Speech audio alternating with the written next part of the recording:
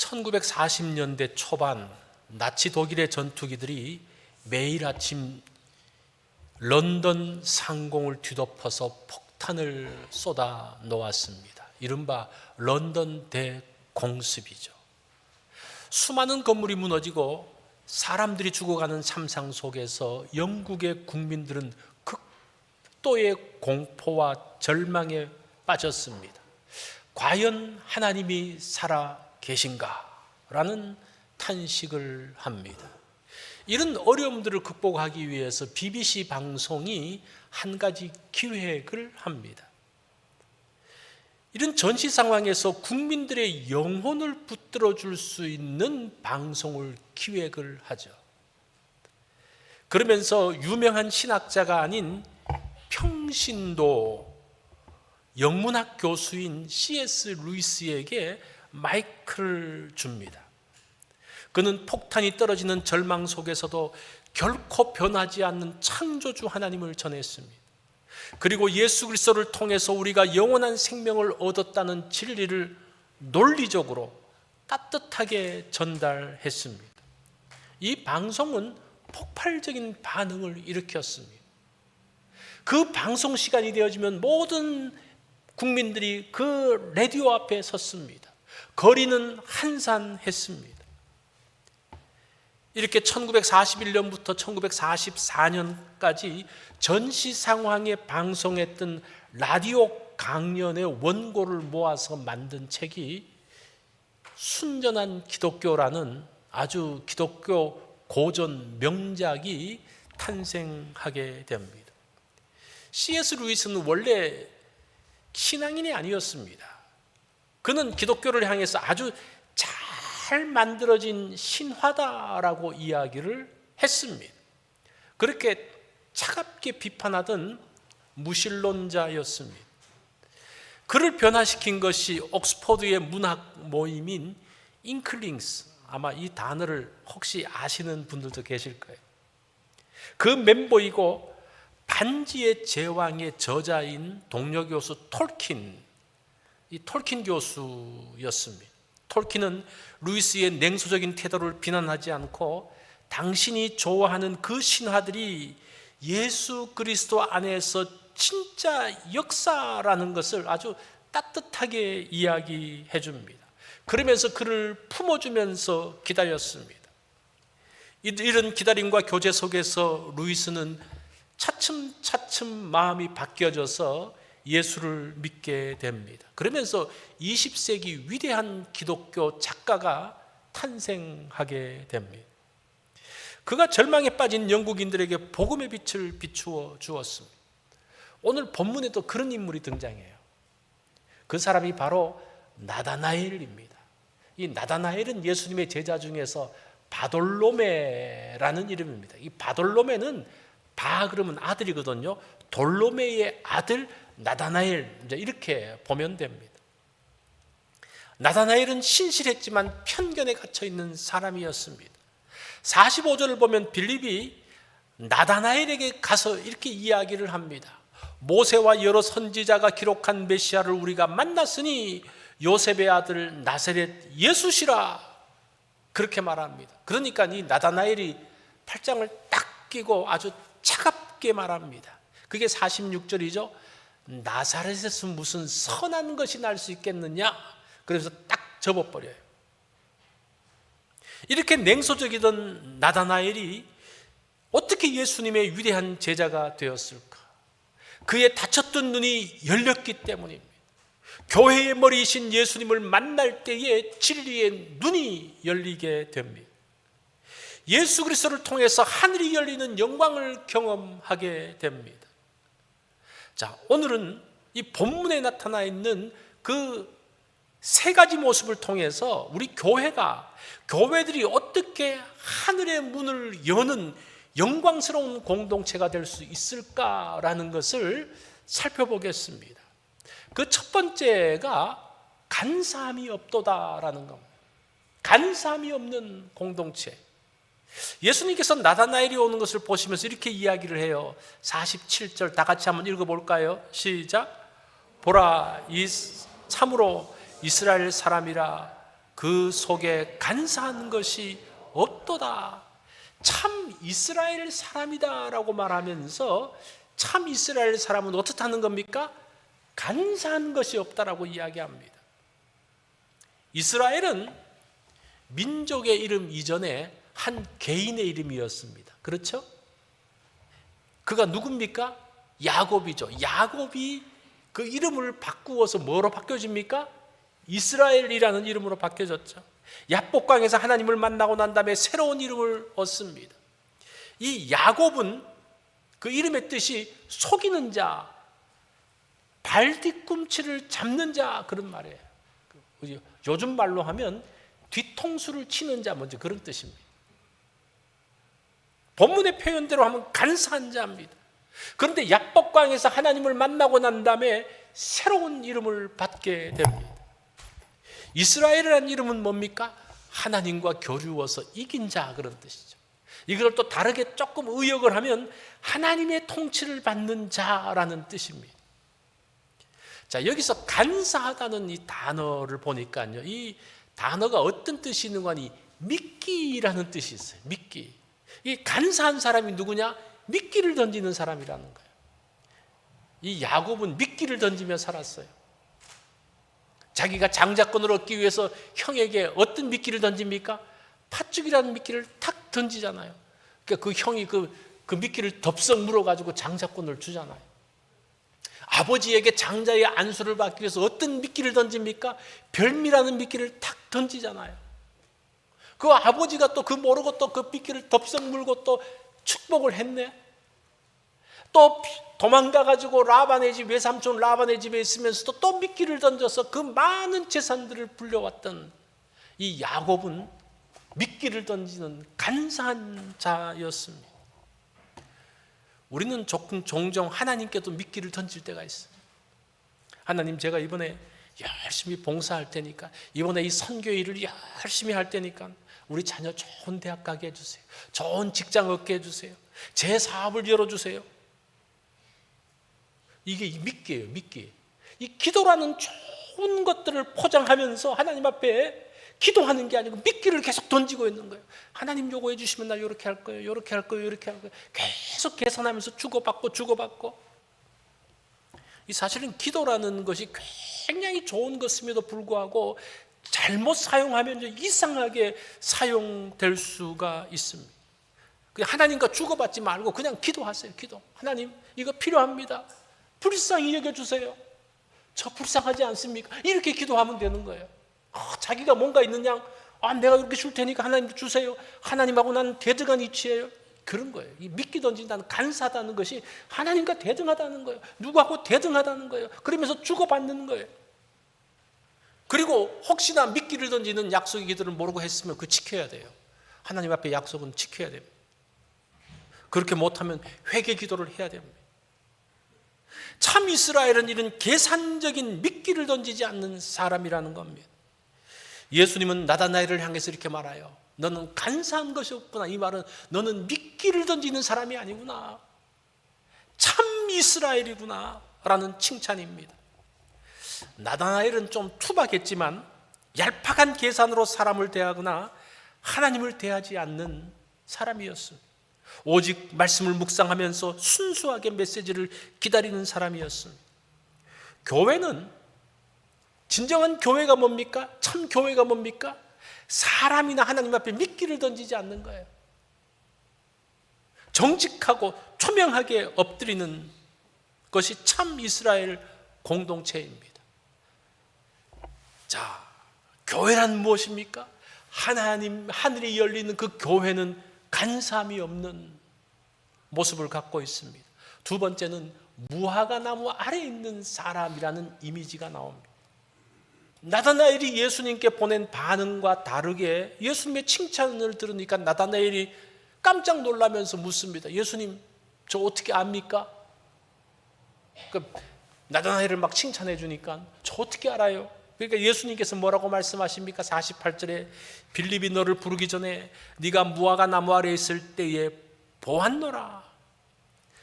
무화과 나무 아래에 있을 때에 봤다. 이게 무슨 말일까? 무화과 나무 아래에 있는 게 뭐냐? 레온 모리스라는 성경학자는 이렇게 이야기합니다. 랍비의 문헌을 보면, 그 유대인 랍비들의 문헌, 특별히 미드라시 같은 데 보면 당시 경건한 랍비들과 율법학자들은 무화과 나무 그늘 아래에서 율법 토라를 연구하고 묵상했다. 이 말은 자신만의 은밀한 곳에서 하나님의 말씀을 묵상하고 기도하는 사람이라는 그런 뜻이에요. 이게 일종의 관용구예요. 관용구. 무화과 나무 아래 있는 사람, 그 사람 어떤 사람이라는 겁니까? 하나님의 말씀을 진지하게 묵상하고 기도하는 사람이라는 그런 뜻입니다. 자, 오늘 우리가 이 말씀을 보면서 오늘 본문을 관통하는 중요한 말씀이 있는데, 그게 무엇인가 하니 만나다 혹은 찾다라는 그런 뜻입니다. 이게 지금 오늘 본문에는 만난다, 찾는다를 이렇게 어긋나게 쓰는데, 사실은 이 단어는, 휴리스코라는 단어는 찾다라는 말이에요. 43절에 보면 예수께서 빌립을 만나 이르시되 나를 따르라 그러잖아요.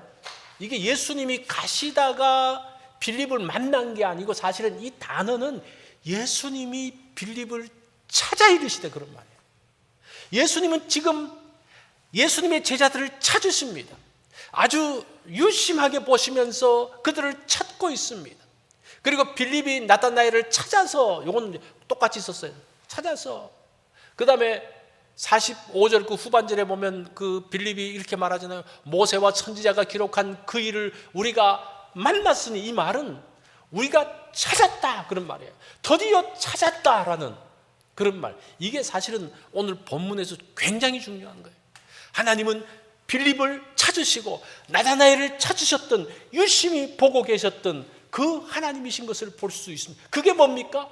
너를 무화과 나무 아래서 봤다는 거예요. 하나님은 우리를 보시는 분입니다. 당시 사람들은 메시아를 간절히 찾고 있었습니다. 빌립과 나다나엘, 그들이 구원자를 찾았다고 생각을 했습니다. 그런데 사실은 그게 아니에요. 우리는 하나님을 찾았다라고 하는데, 사실은 예수님이 먼저 우리를 찾고 계시면서 우리에게 다가오시는 거예요. 다가오시는 걸 보면서 우리가 찾은 거예요. 무슨 말씀인지 아시겠죠? 그게 지금 이 단어 가운데 포함되어져 있습니다. 무화과 나무 아래에서 하나님의 나라를 구하던 나다나엘의 그 중심과 영혼의 갈망을 정확하게 보고 계셨다는 겁니다. 우리에게도 각자 무화과 나무 아래가 있습니다. 이 미국 땅 낯선 곳에 와서 땀 흘려 일하면서 겪는 생활의 어려움, 서러움, 비즈니스의 막막함 가운데서 그때에 남몰래 눈물 지으면서 텅 빈 가게 안에서 기도했던 그 모습, 자녀들을 위해서 애통하며 밤늦게 거실에서 기도했던 그 모습, 퇴근길에서 차 안에서 핸들을 잡고 하나님 앞에 기도할 수밖에 없었던 그 상황, 그 모든 상황들이 무화과 나무 아래에서의 모습이라는 거예요. 하나님 앞에 나아가는 모습. 이게 지금 교회의 모습이 어떤 모습인가? 지금 하늘의 문을 여는 교회의 모습이 무엇인가? 무화과 나무 아래 있는 것을 이야기하는 거예요. 하나님 앞에 우리의 그 모든 절절한 것들을 다 내어놓는 겁니다. 우리의 아픔과 서러움과 고통과 그 모든 괴로움들을 다 내어놓는 그 순간을 예수님이 보고 계셨다는 거예요. 이처럼 주님의 시선, 위로가 머물고 있는 것이 교회라는 거예요. 주님은 그렇게 우리를 찾고 계신다라는 겁니다. 자, 마지막 세 번째로 볼 수 있는 것이 무엇인가 하니 하늘이 열린다. 하늘이 열리고 나다나엘은 무화과 나무 아래에서 은밀한 눈물을 알아주시는 예수님의 말씀을 듣고 그 앞에 엎드리면서 위대한 고백을 합니다. 그 고백이 49절이에요. 랍비여, 당신은 하나님의 아들이시요 당신은 이스라엘의 임금이로소이다. 참 이스라엘 사람인 나다나엘이 예수님을 이스라엘의 임금으로 고백하고 있습니다. 이 말은 무슨 말인가 하니 내가 평생 기다려온 진짜 왕은 당신입니다. 내 인생을 전부 걸 수 있는 분이 당신입니다. 그게 임금 혹은 왕이라는 말입니다. 엄청난 고백을 하는 거죠. 근데 그 놀라운 고백을 들은 예수님이 거기서 만족하지 않고 이렇게 말씀하셔요. 50절을 한번 보세요. 내가 너를 무화과 나무 아래에서 보았다고 하므로 믿느냐? 이보다 더 큰 일을 보리라고 말합니다. 내가 너의 마음을 알아맞힌 것으로 놀라니 이제는 그것하고도 비교할 수 없는 더 큰 일을 볼 것이다. 더 큰 일이 뭡니까? 이게 중요하죠. 그게 바로 그 뒤에 나오는 51절의 말씀이에요. 51절 한번 읽어볼까요? 같이 시작. 진실로 진실로 너희에게 이르노니 하늘이 열리고 하나님의 사자들이 인자 위에 오르락 내리락 하는 것을 보리라 하시니라. 자, 이 말씀을 들으면 뭐가 기억납니까?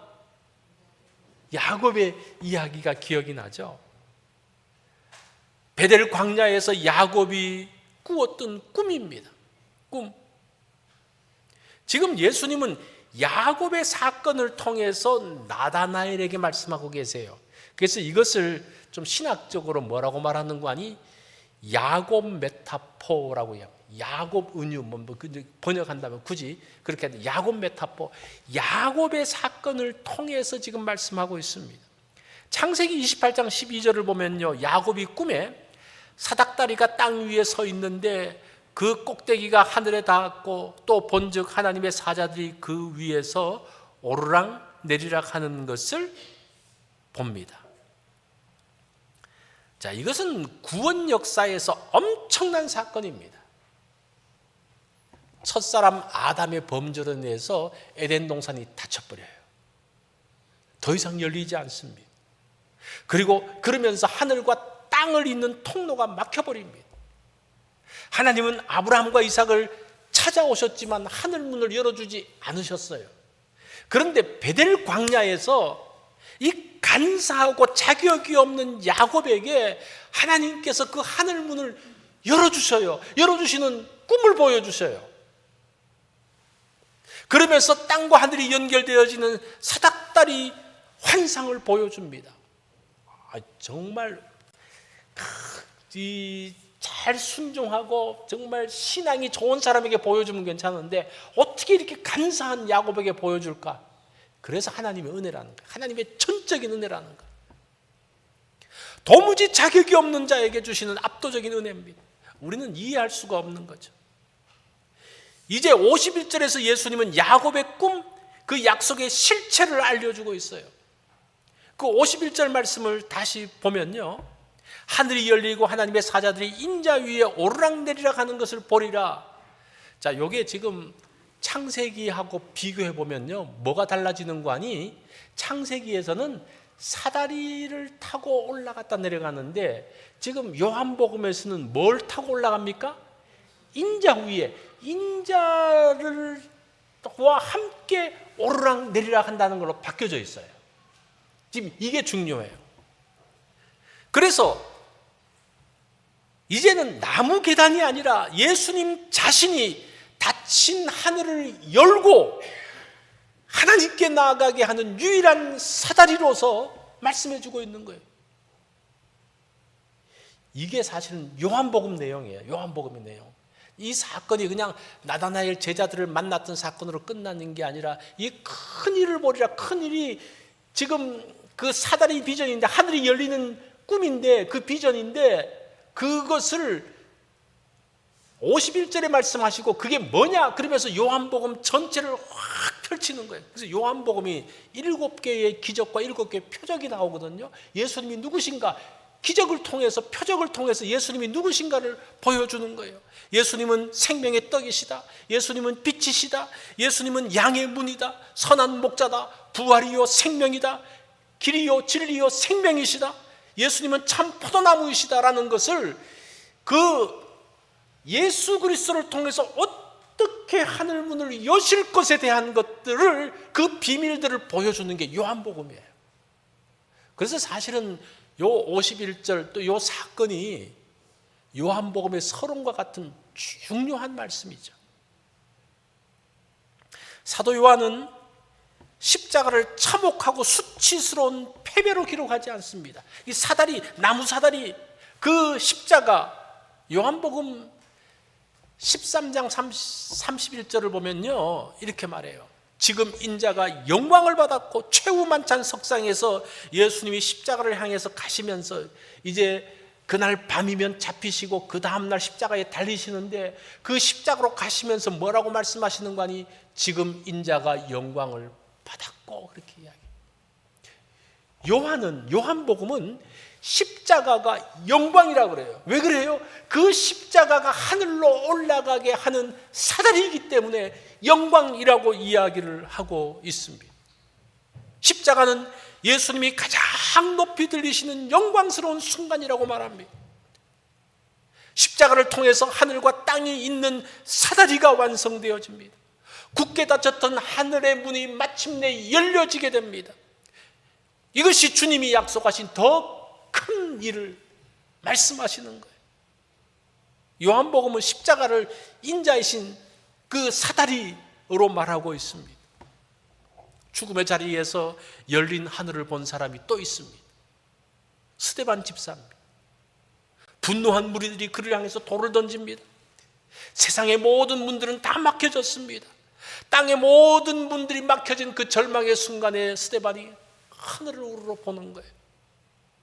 사도행전 7장 56절에 뭐라고 말합니까? 보라, 하늘이 열리고 인자가 하나님 우편에 서신 것을 보노라, 그렇게 이야기해요. 보노라. 그 절망의 순간, 그 마지막의 순간, 세상의 소망은 다 끊어진 순간에도 하늘이 보니까요, 하늘이 열려 있는 거예요.